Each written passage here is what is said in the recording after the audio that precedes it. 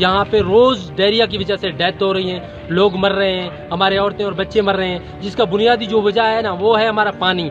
जहाँ पे गंदा पानी है, लोग पी के बीमार हो रहे हैं। जो इंटरमीडिएट जो हमारा पानी का पॉइंट है OGDCL की तरफ से जो हमारा पानी आ रहा है, एक तो बारिशें ना होने की वजह से वहाँ पे पानी बहुत कम हुआ है, पानी की क्राइसिस है।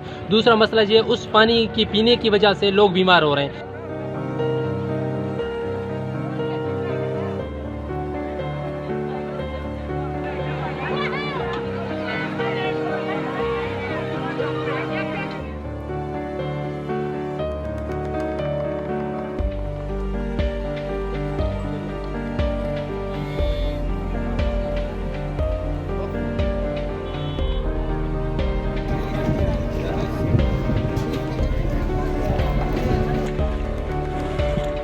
डेरा बुक्की से यहाँ लाने के लिए 3000 फी लोड लेते हैं ट्रैक्टर का।